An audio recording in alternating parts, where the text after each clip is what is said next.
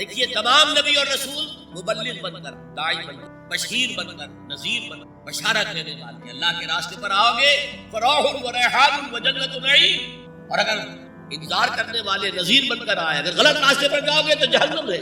حضور بھی یا ایھا النبی انا ارسلناک شاہدا و مبشرا و نذیرا و داعیا الی اللہ باذنہ و سراجا، یہ جو 5 حیثیتیں ہیں یہ مشترک ہے حضور میں اور تمام انبیاء میں، اگرچہ ہر حیثیت میں حضور کی اپنی شان ہے، اس میں کوئی دوسرا نبی ان کے قریب نہیں آ سکتا، لیکن نوٹ یہ آیت جو میں اس وقت آپ کے سامنے رکھا جس کے لیے نصرت مطلوب تھی، آؤ میرا ہاتھ بٹاؤ، یہ قرآن میں 3 دفعہ آئی ہے محمد اور کسی کے لیے۔ ابراہیم کی نسبتیں دیکھیے، 3 نسبتیں ہیں کتنی اعلیٰ بلند، خلیل اللہ ہے واتخذ اللہ ابراہیم خلیلا، ابو الانبیاء ہے، سینکڑوں رسول اور نبی کی اولاد میں، حضرت اسحاق کی اولاد سے وہ جو prophets of the old testament کی کتابیں جو ہیں صحیفے، پھر حضرت اسماعیل کے اولاد میں، مدیان کی اولاد میں حضرت شعیب۔ یہ بہت کم لوگوں کو معلوم ہے کہ حضرت ابراہیم کی ایک تیسری ہاجرہ جو مصر کے بادشاہ کی کنیز تھے، مصر کے بادشاہ ان سے اللہ نے بیٹا دیا، سارا جو حضرت ابراہیم کے اپنے خاندان سے تھی، 5 تھی، ساری عمر اولاد نہیں ہوئی، بڑھاپے میں اللہ نے اسحاق دیا۔ پھر آپ نے ایک اور شادی کی قطورہ، ان سے 6 بیٹے دیے تھے اللہ، ان میں سے ایک مدین تھا جس سے قوم مدین بنی ہے، جس میں حضرت شعیب تھے۔ باقیوں کی تاریخ ہمیں معلوم نہیں۔ حضرت اسحاق کے بھی 2 بیٹے تھے اور جڑواں تھے۔ ولادت جب ہوتی ہے جڑواں بچوں کو پہلے ایک پھر دوسرا آتا ہے، اس اعتبار سے اسے بڑا چھوٹا کہہ دیں، چاہے تھوڑی سی دیر کا وقفہ ہو، لیکن وہ بڑا چھوٹا تو ہو گیا۔ تو بڑے تھے حضرت عیسو اور چھوٹے تھے حضرت یعقوب، اور یعقوب کو یعقوب کیونکہ عقب سے بعد میں آنے والا، پیچھے آنے والا یعقوب عقب۔ ان کی اولاد میں کتنی تھی؟ پہلے نسبت اللہ کے، دوسری نسبت سینکڑوں نبیوں کے والد جد امجد، اور تیسری نسبت انی جاعلک للناس اماما، امامت الناس کے اوپر فائز۔ لیکن کیا آپ کے ذریعے سے کوئی نظام قائم ہوا، اسلامی ریاست قائم ہوئی؟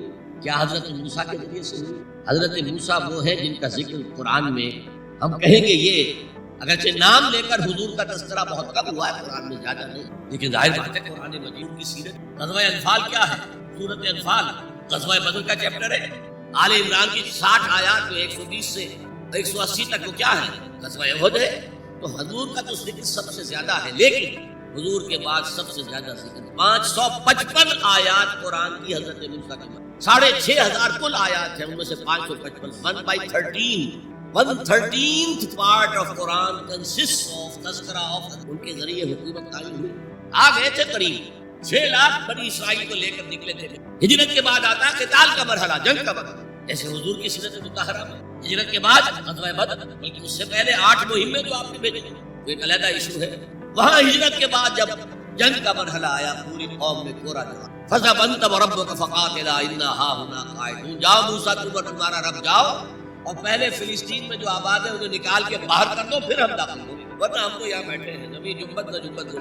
اس پر وہ پروسیس وہی، جبکہ حضور کو اللہ نے وہ صحابہ دی۔ غزوہ بدر سے پہلے ایک مشورہ کیا، دیکھو ایک لشکر آ رہا ہے جنوب، مکہ جنوب میں تھا، کیل کانٹے سے لیس ہے، ایک قافلہ آ رہا ہے شمال سے جو ابو سفیان لے کر گئے تھے اور واپس آ، اور انہوں نے SOS کال بھیج دی تھی اپنے سے پہلے مکہ کے لوگوں کے لیے کہ بھائی میرے قافلے کو خطرہ ہے، محمد صلی اللہ علیہ وسلم کے آدمی شاید حملہ کر دیں ہم پر، لہذا مدد دیں۔ اب یہاں حضور پوچھتے ہیں کہ پہلے کدھر سے؟ قافلے کی طرف؟ یا کچھ لوگ ظاہر بات ہے کہ مدینے کے تمام صاحب ایمان تھے، مکے سے جو آئے تھے وہ بڑی بھٹیوں میں سے گزر کر، بڑی آزمائشوں میں سے گزر کر تھے، بڑی سختیاں جھیل کر آئے، لہذا وہ بہت گہرے تھے ایمان، بہت مدینے والوں کو تو ایسی بھی کوئی برا قبیلہ ایمان، لہذا وہاں کچھ نہ کچھ کچھ کہیے چلیے ذرا قافلے کی طرف۔ 30 یا 50 آدمی سنا ہے کہ حافظ، اور مال بہت ہے، ہمیں بہت مال مل جائے گا، اور نمبر 2 یہ کہ ہمارے پاس وہ ہتھیار بھی نہیں ہے، ہم ان کے ہتھیار تو لے لیں گے کم سے کم، پھر لشکر سے اللہ کا فیصلہ۔ اب آپ لوگوں سے کہہ رہے ہیں مجھے مشورہ دو، مشورہ دو، مشورہ۔ ابو بکر صدیق کھڑے ہو گئے، جو آپ کا حضرت عمر نے تقریر کی، آپ جو آپ کا ہوا ہمارے۔ حضرت مقداد ابن الاسود حضور ہمیں موسیٰ کے ساتھیوں پر قیاس نہ کیجئے جنہوں نے کہہ دیا تھا فَذْهَبْ أَنْتَ وَرَبُّكَ فَقَاتِلَا إِنَّا هَاهُنَا قَاعِدُونَ، ہم موسیٰ کے ساتھی نہیں، یہ محمد کے صحابی ہیں صلی اللہ علیہ وسلم، جو آپ کا ارادہ ہو بسم اللہ کیجئے۔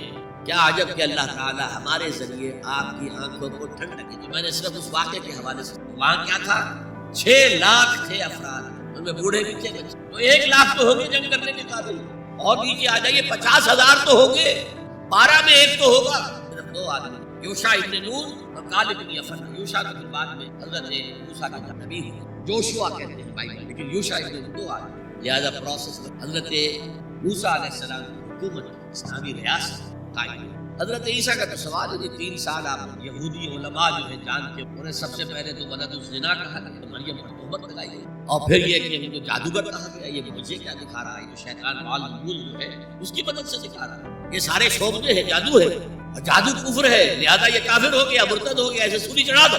तो निजाम क्या कायम होना था, रियासत ईसाइयों के मुताबिक, यहूदियों के मुताबिक सूली चढ़ रहे, ईसाइयों के मुताबिक है कि बाद में उतार लिया गया, उस जगह रखा गया तो वहां पर जिंदा होकर फिर। और हमारा जो कुरान मजीद ने जो हमें बताया और तफसील हमें इंजील पर नबास में दी, वो ये है कि वो नहीं, वो तो पहले ही आसमान में गए थे, गिरफ्तार हुए ही नहीं। जिस उनके हवारी ने गद्दारी की थी, यूडास इस्करियोट, उसको अल्लाह ताला ने उसकी शक्ल खोला कि मुशाबे बना दिया हजरत के, वही बदबख्त गिरफ्तार हुआ और कैफर किरदार को पहुंचा, सूली पर चढ़ा, जिसे चढ़ना ही चाहिए, गद्दारी की थी। बहरहाल मैं कह रहा था कि ये काम इंजार, तबशीर, वाज, नसीहत, तालीम, तबलीग, तरबियत, तज़किया, ये सब रसूलों ने किया, हुजूर ने भी किया, लेकिन ये मामला सिर्फ मोहम्मद के लिए है सल्लल्लाहु अलैहि वसल्लम, और 3 दफा आया। किसी और नबी और रसूल के लिए 1 दफा भी आया कि इनका फर्ज मनसबी है दीन को गालिब करना, सिर्फ तबलीग नहीं, गालिब। ये था वो मिशन जिसमें आपको नुसरत